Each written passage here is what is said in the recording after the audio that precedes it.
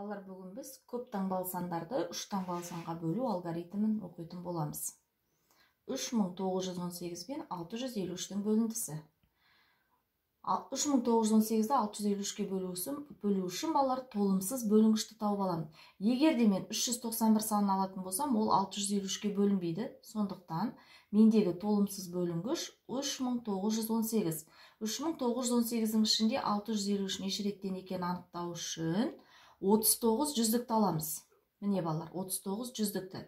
39 жүздіктің ішінде 6 неше реттен? Олай болса 39-ды 6-ға бөлем. 39-ның ішінде 6 балалар 6 реттен. Егер мен 7-ден беретін болсам, 6 мен 7-нің көбейтіндісі 42 болып бас кетеді.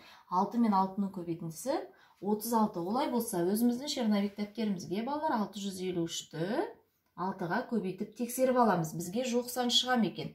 6 мен 3-тің көбейтіндісі 18, 1 ойда. 6 5-ім 30, ойдағы 1 мен 31, 3 ойда. 6 мен 6-ның көбейтіндісі 36, ойдағы 3 пен 39. Балалар, бізде жәнегі 3918 саны шықты. Олай болатын болса, біз 6-дан береді екенбіз. 6 мен 3-тің көбейтіндісі 18. Мен міне тура 8-дің астына түсірем. Өйткені бізде толымсыз бөлінгіш 3918 болған. 6 мен 5-тің көбейтіндісі 30, ойдағы 1 мен 31. 3 ойда. 6 мен 6-тың көбейтіндісі 36, ойдағы 3 пен 39. Балалар, 3918-ден 3918-ді азайтқан кезде 0-ге тең. Олай болса, балалар, 3918 бен 653-тің бөліндісі 6-ға тең болады екен. Келесі балалар, 13752 мен 573-тің бөліндісі. Біз енді балалар толымсыз бөлінгішті тауып аламыз. Ол үшін бізде толымсыз бөлінгіш 137 санын алсақ, ол 573-тен кіші. Сондықтан 1375 саны бізде толымсыз бөлінгіш болады. Енді балалар, 1375-тің ішінде 573 неше реттен екенін анықтау үшін біз 1375-тің 13 жүздікті 5-ке бөлеміз. 13-тің ішінде 5 балалар бізде 2 реттен. 2 мен 5-тің көбейтіндісі 10. Егер де 3-тен беретін болсақ, 3 пен 5-тің көбейтіндісі 15 болып асып кетеді. Сондықтан 2-ден береміз. 2 мен 3-тің көбейтіндісі 6. Мен мына 5-тің астына жазам балалар. Себебі менде толымсыз бөлінгіш, міне мына жерде белгі тұр, осы жерге дейін болған. 2 мен 7-нің көбейтіндісі 14.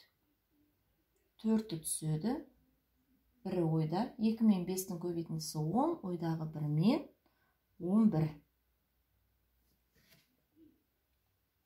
Енді балалар, 1375-тен 1146-ны азайтамыз. 15-тен 6-ны азайтсақ 9, мына жерде 7-ның 1-і кетіп қалған, 6, 6-дан 4-ті азайтатын болсақ 2. Мына жерде 3, 3-тен 1-ті азайтамыз 2. Балалар, 229-ды 573-ке бөле алмаймын. Себебі бұл қалдық бізде 573-тен кіші сан. Сондықтан мен 2-ні түсіремін. 2292. 2292-ның ішінде 573 неше реттен екенін анықтау үшін тағы да мына 22 жүздікті аламын мен. 22 жүздіктің ішінде 5 неше реттен? 22-ні 5-ке бөлсек, балалар, 4-тен. 5 пен 4-тің көбейтіндісі 20. Егер 6-тан берсек, 24 болып асып кетеді. Сондықтан 4-тен береміз. 3 пен 4-тің көбейтіндісі 12, 1 ойда. 7 мен 4-тің көбейтіндісі 28, ойдағы 1 мен 29, 2 ойда.